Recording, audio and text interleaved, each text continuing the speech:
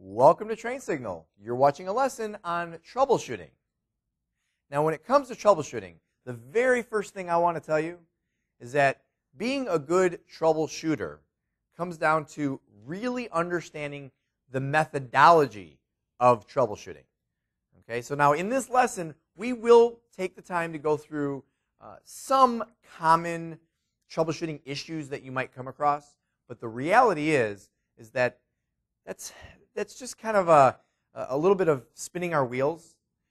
Let me give you an example. I remember many years ago, I took a 5-day class where 3 of the days were spent doing nothing but troubleshooting a few different scenarios that we were looking at.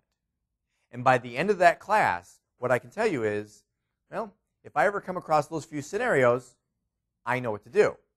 But beyond that, it really didn't do much for me. Whereas when you understand the process on how to go about troubleshooting something, and then even beyond that process, another huge component of this is knowing the technology, understanding the technology in the first place. So really, it could be argued that throughout this entire course, I've been teaching you how to troubleshoot. Okay, because that's really what it does come down to, is if you understand the technology well enough that you can then kind of go through this methodology and find the breakdown, that's good troubleshooting. Okay, so in this lesson, we're going to go ahead and start off by focusing on that methodology. Okay, we'll go through the troubleshooting process flow. And then I will take you through a few common troubleshooting issues that are a little bit more on the typical side to try to help you out there. So let's go ahead and get started. Now, the first thing I want to tell you when it comes to troubleshooting is that it's really more about methodology than it is about memorizing how to handle individual problems. Okay, I mean, we're going to talk about a few common troubleshooting things that you'll run into, but the reality is even though we're going to have a list, that's just a small list out of literally thousands and thousands of different things that could happen. And that's why the methodology is so important. And I will tell you, beyond the methodology, it's also just making sure that you are really good at the technology and understanding the technology, knowing exactly how it works. So you could argue that everything that I've taught you throughout this entire course has all been about troubleshooting. Because basically, you have to know everything that I've taught you throughout the course before you can even go through any kind of good troubleshooting methodology. But that said, well, let's go through this methodology. So the first step, we could say, in good troubleshooting is identifying the problem. All right, so you believe there's a problem, you need to identify it. Now, how do we do this? Well, one step is gathering information. Where are you getting it from? Where are you getting information from? Well, you could talk to people, right? You could talk to users. You could talk to other administrators, right? You can find out what's going on.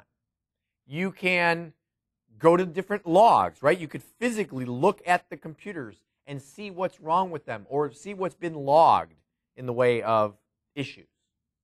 And as part of gathering information, one of the key things that I always like to look at is see who and or what is affected. Okay, so where is the problem actually? And let me give you an example. If you have a user who was to contact you and say, hey, I can't see server A. All right, well, first of all, you need to truly find out, can that user really not see server A, or maybe are they just not going about it the right way? But once you've determined that that user truly can't get to server A, well, now let's see who and or what is affected. First of all, is it just that user? Is it just that user, or can other users not get to server A either? And we may even be talking from the same computer. Okay, so it could just be that user, maybe have somebody else log on. Can they see server A? If they can, meaning if other users can, but this user cannot, well, then it's probably like a permission issue or something like that. And then even from there, even if that user cannot see server A and some other users can't see server A, but then again, some users can, well, it still could be permissions issue. Maybe you have a group that's been denied, something like that. But let's say it's not user related. Let's say it's that actual computer cannot connect to server A. Well, then is it just that computer? Or maybe it's all computers on a certain segment. Or maybe nobody can get to server A. Well, let's see. If it's just that one computer that can't get to server A, but everybody else can, odds are the problem is at that computer. If everyone on a certain segment cannot get to server A, well then maybe it's a router issue or a switch issue, something like that. And if nobody can get to server A, well then there's a very good chance that the problem is at server A. Okay, so you're identifying, where the problem is by looking at who and what is affected. Look at the symptoms. Right? That's kind of an obvious one. Maybe I should have had that first, right? If you're going to identify a problem, well, what are the symptoms? What's really going on? Okay, that's going to tell you what the problem is. And then here's one that's always a favorite of mine. See what has changed.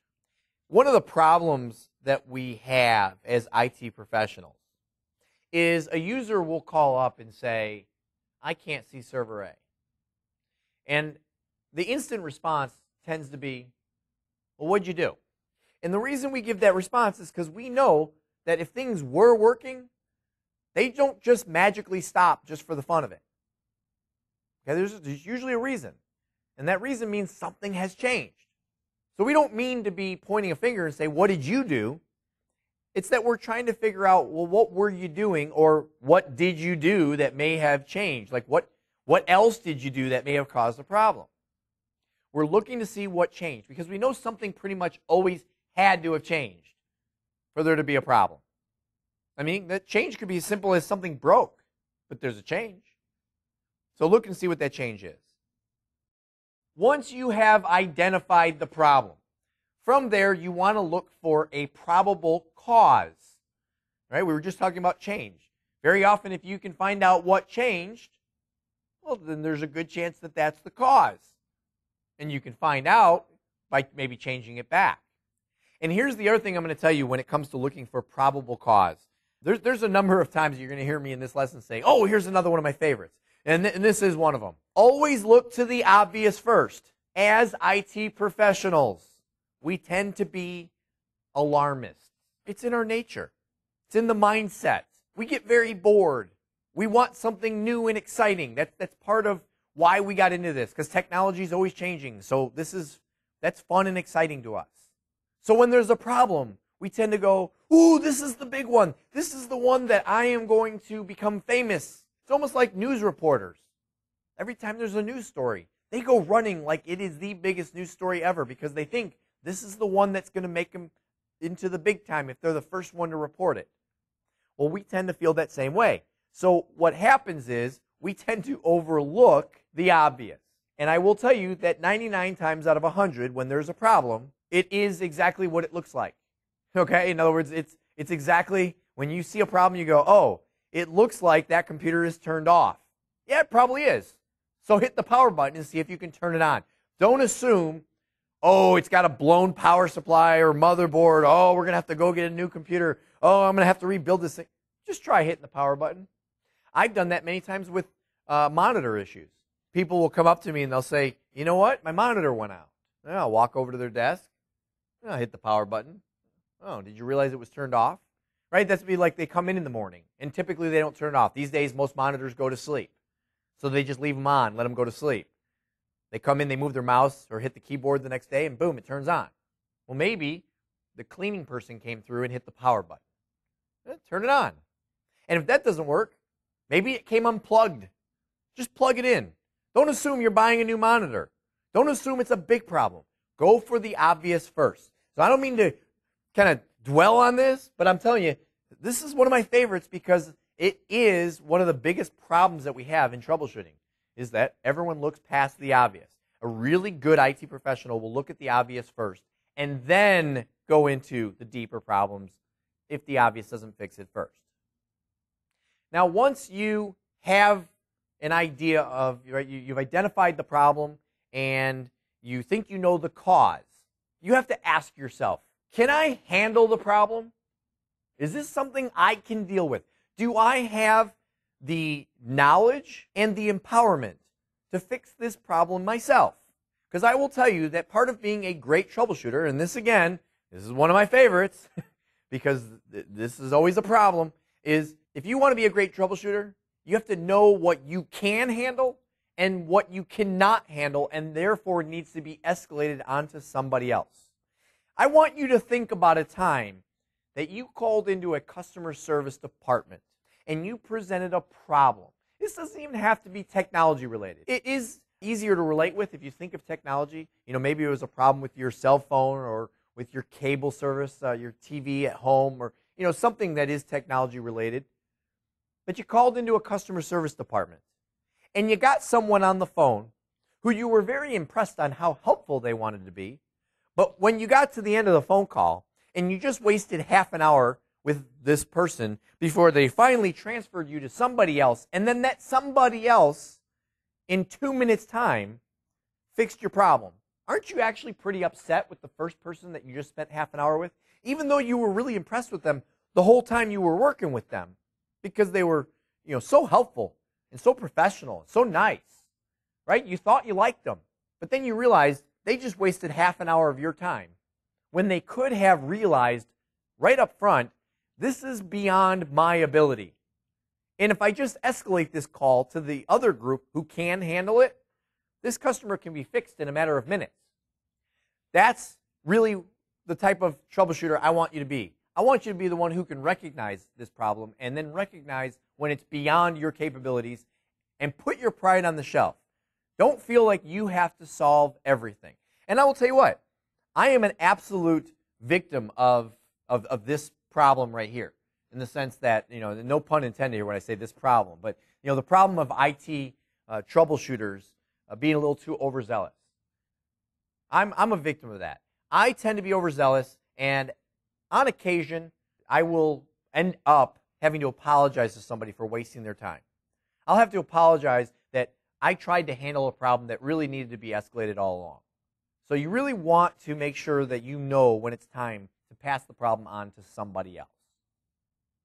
Now, once you have determined the cause of a problem, and when you ask yourself the question, can I handle it? You say, yes, I can handle it. This is something that's within the realm of what I'm supposed to be doing. Well, here's what you do. Find a solution, implement that solution, and then test that solution. And then what happens? Well, let's see. If you test the solution and you didn't fix it, well, what are you doing? Well, you're going back to the beginning and finding a new solution. And then you implement that solution. And then you test it again. And if it still didn't fix the problem, well, then you find another possible solution. Implement that solution. And then test that solution. And you keep going through that process repeatedly until you get to the testing of the solution and you say, aha, I fixed it. But again, be careful, because you don't want to do this to the point that you are wasting a customer's time, because you should have been escalating it. Okay, make sure that your reason for not solving the problem isn't because it's outside of the realm of what you should be handling. Okay, so if you go through this process too many times, it's time to move on and get some help. But this is a fairly simple process. It's a fairly obvious logic flow. Find a solution, implement it, and test it. Now, if you test the solution and it does fix the problem, now what do? Well, there's a couple things. And you'll notice that I have two bullets here. In the first one, I'm not emphasizing a whole lot. In the second one, I am emphasizing a whole lot. So the first one, it says implement possible preventative measures. Yes, if there's a problem, you solve the problem, and you believe that this problem might come back again but can be prevented, then implement preventative measures. Make a change that maybe prevents the problem from happening again. And that change, by the way, that you can implement might be nothing more than educating the user. Right? If the user did something that caused the problem, you want to be real careful not to be accusatory in your tone. You don't want to make it sound like, well, you're an idiot, you did this, don't do that again. No, you don't want to talk to them that way. You want to just explain to them, hey, you know what? The problem happened because you tried to open these 8 different applications simultaneously. And the computer you're on just can't handle all of that at one time. So in the future, maybe open them one at a time. Let one come up, then go to the next, then go to the next. Okay, you see there, I'm not accusing the user of a problem. If anything, I'm blaming the hardware. I'm blaming the computer as not being able to handle what the user's asking it to do. But either way, I'm explaining to the user what they can do to prevent the problem again in the future. Besides the preventative measures, because, and by the way, there's not always preventative measures. Sometimes things just happen and there's nothing you can do about it, and it might happen again. And if it does, there's nothing you can do about it, but be ready for it and fix it. And by the way, part of getting ready for it and fixing it is the second bullet point that I have here, which I have in all capital letters with some exclamation points behind it, and that is document everything. It is so important. And if you can't tell, yes, this is another one of my favorites. And not only is this another one of my favorites, but it's another one that, well, I'm personally not that great at. I wish I was better at it. But you want to document everything. You want to document what the problem was, how you deduced that that was the problem. In other words, all the information that you gathered along the way. Document it. Then when you implemented a solution and it, let's say, didn't work, document that that solution didn't work. And then you did another solution and it didn't work. And then you did another solution and that did work. Document all of it and in as much detail as possible. And the reason why is because when this problem happens again, you will now have documentation that's going to make it that you can very quickly and very easily solve the problem. Because I'll tell you what, here's what typically happens. You will be presented with a problem, and it'll be a doozy. And I will tell you, the more difficult a problem is to solve, the more likely you are at the end, once it's been solved, to say, wow, am I impressed with myself for solving that?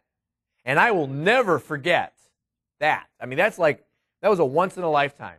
That was something. And I'll tell you what, if anyone else ever has this problem, they're going to come and ask me because I've been through this. That is a typical mindset. But then what ends up happening? That problem doesn't happen again for 6 months, 12 months, maybe longer. But it happens again. Somewhere down the road, that same problem comes into play. And you go, oh yeah, I remember this one. And maybe it's a problem that you're dealing with again, or maybe it's somebody else had it, and then they're coming to you saying, hey, I remember hearing about you having this problem. You'll say, oh yeah, I know that one. Oh, I'll never forget that. And then you know what you end up doing? Because it's been so long, you actually did forget what the solution was, and you start using the same logic that you did previously. And you end up going through the same wrong solutions before you eventually get to the right solution. And I'll tell you what I'm explaining to you, I mean, this is firsthand knowledge that I have. I've experienced this. I've done this. I've been that fool that I'm describing. So document everything. And, speaking of documenting, have you ever heard of anything called a knowledge base? Well, that's what a knowledge base basically is. It's a bunch of people all coming together and sharing knowledge about different issues and the solutions to those issues.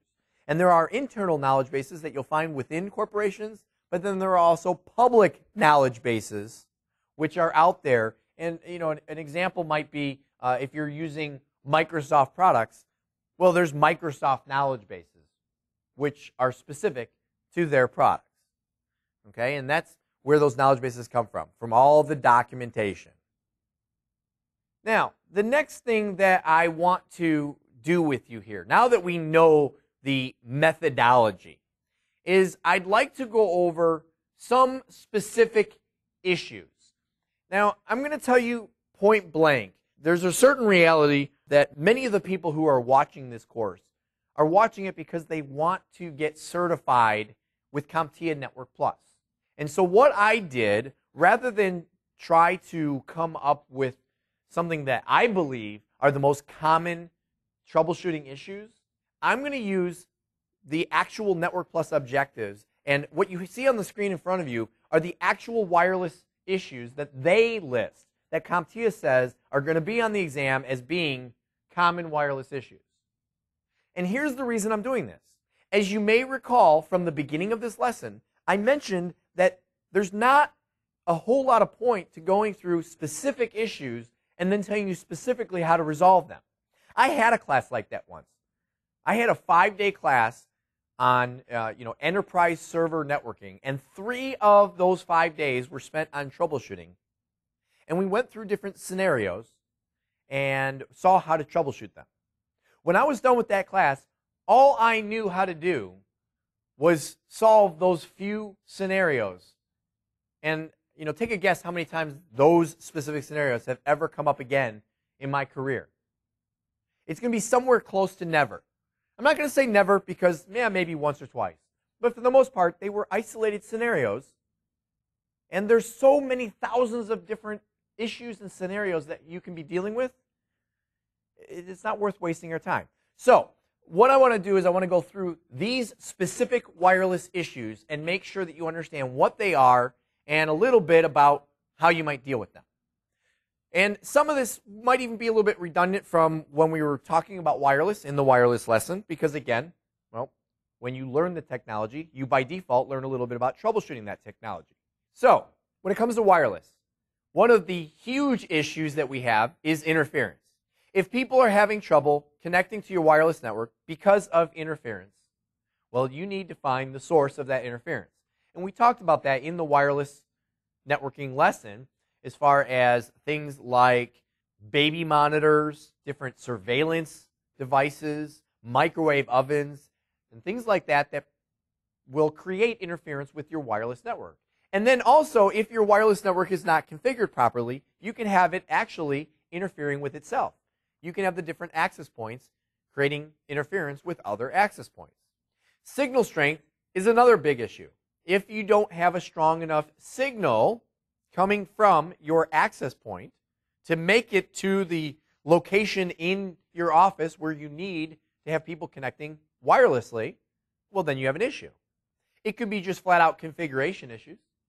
Okay, simple as you go to the access point, it's just not configured, right? Certain incompatibilities if you're using different types of hardware, and also if you're using different types of wireless technology, right? In other words, maybe you have laptops that support wireless B and G, but you have access points that are working with wireless N. There may be an incompatibility issue there. Incorrect channel. Now this is kind of an awkward one. These days, most things when it comes to configuring channels, until you get to a serious enterprise environment, it's all very dynamic.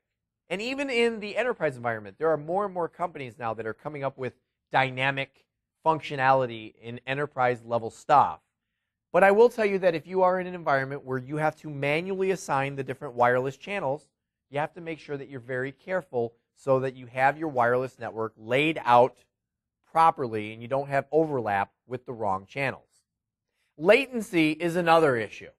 Latency is a big issue when it comes to wireless, and it basically has to do with if you have certain applications that require that network communication take place at a certain speed, you could run into latency issues because sometimes wireless just isn't going to move as quickly as your wired networking. And so latency can become an issue. And another example that I'll give you of latency is you have to be careful because if you have a latency issue, it may not be obvious. Okay, so let's say there's certain obvious latency issues, like maybe you're trying to do some kind of streaming video and the person's coming across and they're all choppy. Well, that's usually kind of an obvious latency issue. But what if you have an issue where it looks like you're just not even making a connection or you're losing the connection altogether? Well, it doesn't seem like a latency issue. It seems like a connectivity issue.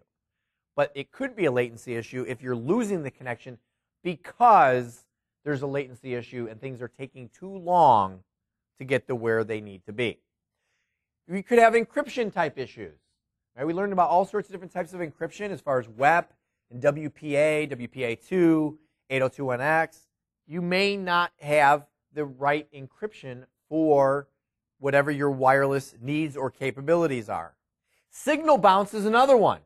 This is a big one when it comes to wireless networking. And we didn't get a whole lot into this, and we're not going to here either, but I will tell you that if you do study, if you really bone up on your wireless knowledge, you'll see that signals can bounce off of different surfaces. Matter of fact, the signals will bounce off of almost any surface. And so very often where you might think you have interference, signal strength issues, things like that. It could be all about signal bounce. Now, SSID mismatch is another one, and this is the idea where typically there's not a real big issue. You have people who are in your company, and they're going to see your access points. But if you're in an office building where there are other companies in a very close proximity, and especially if they're not configured properly. So let's say you are configured properly, but they're not. You could have a situation where a client may end up seeing their access points before they see your access points. And if you end up in an environment where you're using certain defaults and the other company's using certain defaults, it'll look like they're seeing your access points, but they're actually seeing the others. So you want to make sure that that's not an issue. And speaking of access points, and I will tell you that this last bullet point has a lot to do with a whole lot of the other items on the list here. Most wireless issues, when it really comes down to it, has to do with the placement of your access points or switches. Okay, that's what it really comes down to, whether it's interference, signal strength, obviously not necessarily configuration, but the wrong channel, certain latency, signal bounce, and even SSID mismatch. A whole lot of these other bullet points end up being resolved as the result of properly placing your access points. So if you have them in the wrong places and they can't service your network properly from where they're at, you're going to have problems. Now, moving along into some other common issues, these have to do with routers and switches. We have a whole nother list here. So the first thing on this list is something called switching loop. And the idea behind a switching loop is you, if you're not careful, can end up in an environment where you can have built-in redundancy and things like that, which is nice, but at the same time, you can end up with data that ends up being sent out into an endless loop. And this really could be a switching loop or even a routing loop. Either way, the idea is where data is being passed from switch to switch to switch or router to router to router and never actually gets to its destination because it thinks it's supposed to be sent on to another switch or another router before it gets to that destination. And it just kind of never gets out of that loop to get to the eventual switch or router that can get it to the client it was supposed to get to. Another problem we could have is just simply a bad cable, or maybe we're using the wrong cable type, right? If we have a device that's rated to use a certain grade of cable and we're using a different grade. Or again, it could be that the cable has actually gone bad, so you definitely want to take a look and make sure, test your cables out. Port configuration, that's a big one. When you have your managed routers and switches, you might have a bad configuration on one of your ports. And along those same lines, you have your VLAN assignments, right? Your virtual LAN assignments on your switches. They may be misassigned. And then you have your mismatched MTU or MUT black hole. Now, here's the thing about our mismatched MTU. Ethernet networks enforce something called a maximum transmission unit, or an MTU. And this is the largest size packet that is allowed across a segment. Now, typically, you just don't mess with this, okay? Typically, it's not an issue. But this particular MTU setting is something that is configurable on many routers. And if it has been altered, especially if it's been altered on one router but not another router, you can end up with what's called a mismatched MTU, and those routers will fail to communicate. Now, another real simple, remember I talked about how you should look for the obvious and keep things real simple, is a power failure. Maybe the router or switch has flat out lost power. So you want to make sure that if there was a power failure, it could be an issue of, let's say you've actually blown a power supply, or maybe it has somehow come unplugged. Maybe you have a blown breaker. There's a whole lot of different power-related issues. When it comes to routers, you might have just a bad configuration on the routing table where you have a bad route sending something off to the wrong place, or just flat out missing routes so that a router ends up getting a packet and then it says, I don't know what to do with this.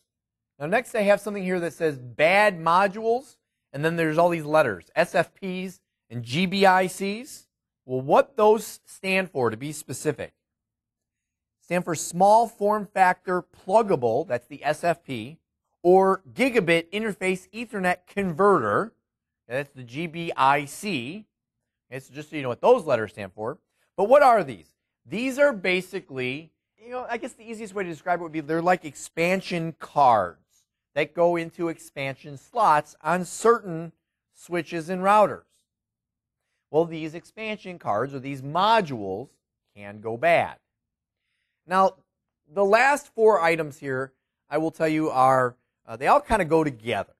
And I will tell you that not only do they apply to router and switch issues, but they can be issues that really have to do with individual computers that will make things look like you're having a router or a switch issue. Or I guess we could say it then would be classified as a routing or a switching issue. So I guess what it basically comes down to is a bad IP configuration, right? You can have the wrong subnet mask, right? So an IP address is only as good as its subnet mask. If the subnet mask is wrong, well, then you have the wrong IP address. You could have a bad default gateway. You could have a duplicate or an inaccurate IP address, right? You could have the wrong IP address, and that wrong IP might match another one, so now you have a duplicate, which is causing a failure. Or you could be pointing to the wrong DNS server. Now again, this could be based upon the individual computer or client who actually is, looking to the wrong DNS server, so name resolution is a problem, bad subnet mask, and therefore the IP address is wrong, or maybe the IP address just is wrong, or wrong default gateway, which means it's going to the wrong router. But the switches and routers themselves can also have this bad information on them, which is going to cause problems. So now let's briefly talk about some common connectivity issues. Now, the first couple on the list, I will tell you, are just simply bad connectors or bad wiring. Okay, we're talking about real blunt and to the point. A literal faulty piece of equipment. Okay, the connector or the wire itself has gone bad. It has deteriorated. I'm sure you've experienced this many times, maybe where you jiggle a wire and as you jiggle it or if you hold it in a certain position, it tends to work and it moves from that position and it doesn't work. That's the first sign that a wire or a connector is going bad. Now the next item on the list here is listed as open or short. And these are similar, but not exactly the same. I'll start with a short because that's something that most people have heard of. If you hear of some electrical wire shorting out, okay, that basically means that it has touched some other conductor, or what that means is that the electricity is now going to travel in a direction that you weren't intending it to, and so it shorts out. The open aspect of this, there's a couple different versions of this. One is where you literally just have an open wire. Maybe a wire has pulled out of a jack and you just have an open-ended wire. And when you have an open-ended wire, well, there's a couple issues. Number one, well, data can't get to where it's going because, well, it's not plugged in to where it's supposed to go. The second issue is that you can have what's called signal bounce that you may remember we've talked about in previous lessons. If you have an open wire that's not terminated, well, then when the signal gets to the end of that wire, it's going to bounce back. And when you have signal bounce, that creates a bunch of other problems. Now, there's another version of open. It's something called open impedance. And this also will cause signal bounce. And this has to do with when one cable is connected to another cable that is of a different impedance rating, or we could say resistance. Okay, so that's the layman's term for impedance, is resistance.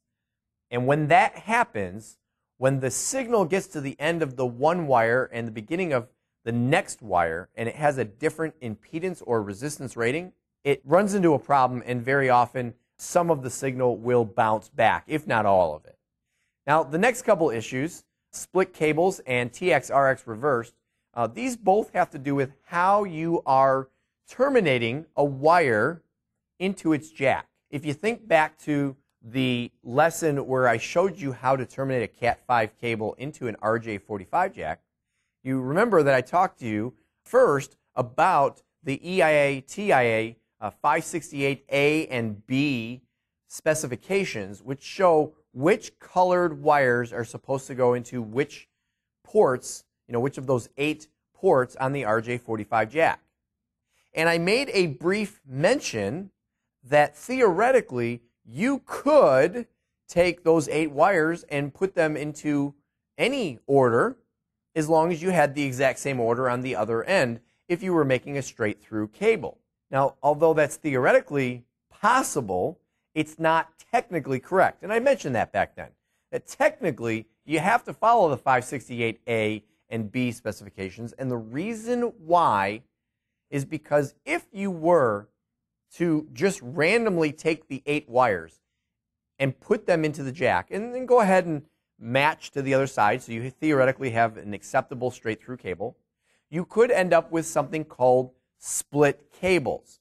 And this has to do with the fact that it's not that you have just 8 wires in a Cat5 cable, it's that you have 4 twisted pairs of wires. And the reason we twist those pairs of wires is to avoid crosstalk issues.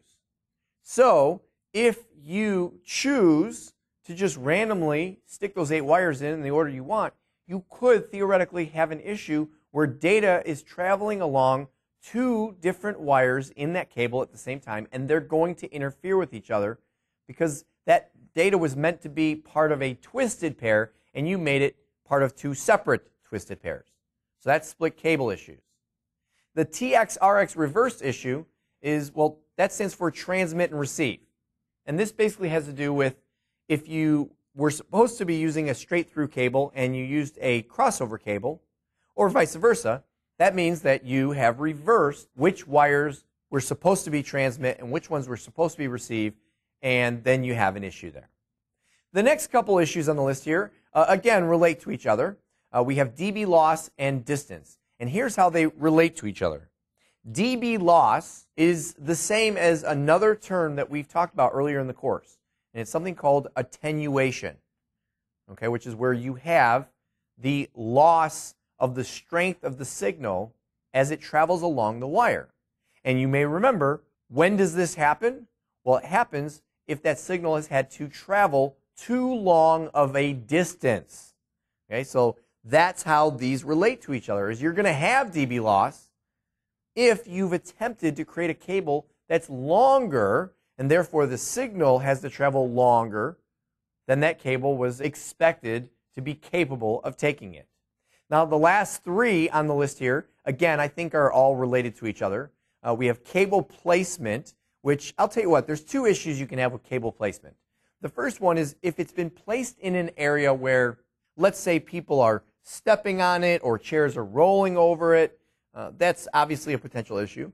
If you have placed a cable maybe in an environment where it's too hot or it's too cold for that cable to handle it and you didn't put proper insulation, that's a problem. But where I really think most of our cable placement issues come into play is when you have run a cable through an environment where there's a lot of EMI, electromagnetic interference. And obviously, if there's a lot of EMI, well, then you're going to have interference on that particular cable. Or another issue with cable placement that's very similar to this is if you have run it along with other cables. And those other cables may not be networking cables. They might be things like just simple electrical cabling. Well, then you could potentially have crosstalk. And that's why I'm saying that the last 3 kind of all relate to one another. All right, so those are some of your real basic common connectivity issues. And as I mentioned before, these are listed exactly the way the CompTIA Network Plus Objectives lays them out for you. Same with our wireless and our switch and router issues. But I really kind of want to re-emphasize what I stated back at the beginning, which is if you want to be really good at troubleshooting, what it truly comes down to is understanding how technology is supposed to work and then knowing the actual troubleshooting methodology and being able to move through it successfully to find out where the breakdown is from how things are supposed to be working. Okay, so now you know how to troubleshoot, right? Okay, well, I sure hope you do, because when it comes to being a good troubleshooter, that's the real key to being a very successful IT professional. All right? I mean, a lot of people know how to set up networks and get them running. But the real professionals are the ones that know how to solve the problems and be able to do it efficiently when they run into them. All right, so that is the end of this lesson, and I will see you in the next one.